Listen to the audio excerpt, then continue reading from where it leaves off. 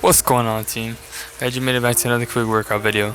Today I'm going to be talking about how I warm up for my pulling workouts. So anytime I'm doing a calisthenic pulling workout, or any pulling workout for that matter, I like to start off with some shoulder rotations, because the shoulders are the joint that's going to bear the most weight when you're doing any of these exercises.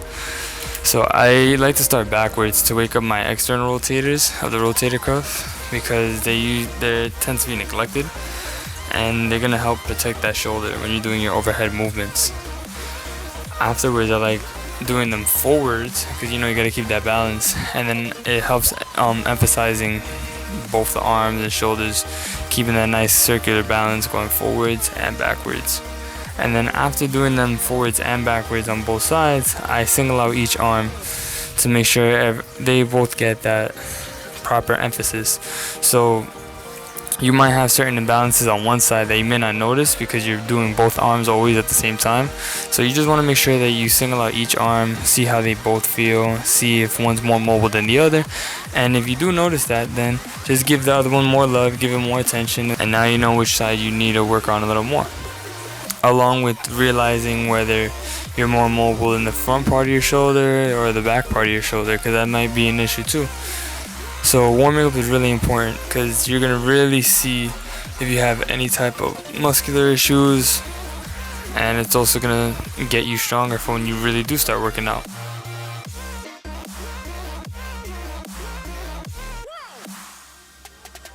I like doing standing scapular retractions because they help me feel like I'm connecting with my shoulder blades in a horizontal movement pattern. Not only are you going to be pulling and doing exercises up with your hands overhead, but you're going to be doing them with your hands in front of you, and this is going to leave you in a more horizontal position.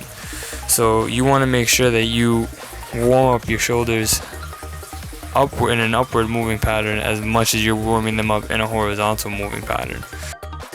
I like doing standing twists because they really help me engage my core, obliques, and like all the upper posterior chain muscles. And when you do them, you gotta make sure that you really squeeze your butt. That way you can get the nice good full twist. Because the shoulder is a ball and socket joint, it's extremely mobile. So you wanna make sure that it's equally strong in all planes of motion, like I had mentioned earlier. You can do this with a light band to further activate your muscles as you get them closer to your actual warm-up, and even increase the band resistance. So like right here I have a light band, but it's enough to do the job. So I can even bring my hands closer together when I'm doing this, or if you're stronger you can bring your hands closer together, and then it's gonna feel a lot harder. So definitely start with baby steps with your hands farther apart, and then you can see how that feels once you get a little more stronger.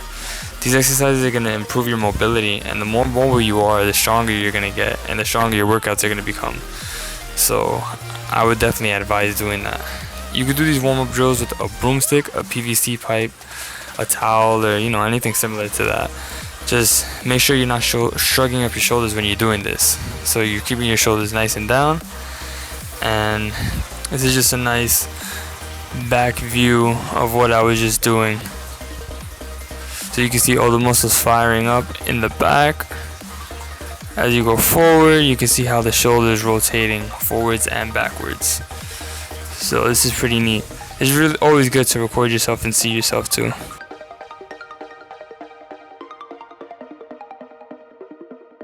These are band pull-aparts, and you can see just how much you're going to fire up your rear delts, your external rotators, your traps, your teres major, the teres minor, your rhomboids. It's going to be like crazy.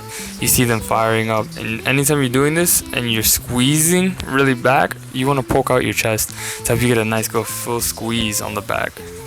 It's going to really make sure that you're firing up those muscles and helping them start to engage, so that when you do start the workout, it's going to feel way more easier. And I like to do unilateral band pull-aparts, and I try to keep the band lower than it was when I was doing the bilateral band pull-aparts, not to just like single out one side, but to also hit the movement from a different angle. So right here I have the band a little lower, and I'm just pulling it up from the top, compared to when I was doing it with both my hands. That would be the bilateral part of it. Afterwards, I do a unilateral standing scapular retraction. And I try to keep my forearms nice and strong, and this is gonna help prepare you for when you do get on the bar and you do start doing rows, or even if you're doing it with the row, just like how I'm doing it now with the resistance band. You want to keep the forearm nice and tight, nice and strong, the scaps activated, and you'll feel this from your hands all the way to the back. Finally, I finished up with some scapular pull-ups. All I'm doing here is just performing the beginning portion of a pull-up. So my shoulder blades are just getting packed down, and I'm getting them ready for the overhead pull. So rather than just feeling it in my arms, you really want to make sure that you squeeze them, and then you can lower yourself back down. This is probably going to be the biggest mistake that people do when they're doing their pull-ups. They don't necessarily start with their scap. And you may only be able to just rep out scapular shrugs for an actual workout. That's cool. But if that's the case, then when you're warming up, instead of trying to do the scap pull-ups, just go for a regular hang. And then the higher you can pull with your shoulder blades, the stronger you're going to be, and the better your workouts are going to become. So you can even try this with supinated grip with your palms facing you. Like if you're going to do a chin-up, and if you're feeling super strong, you can go for one-handed shrugs and then rep those out. And the same thing, maybe you could do two-handed shrugs and you can't do one-handed shrugs. So you can even put these one-handed shrugs as part of your workout until you get strong enough to put them as part of your warm-up, and then you become a beast.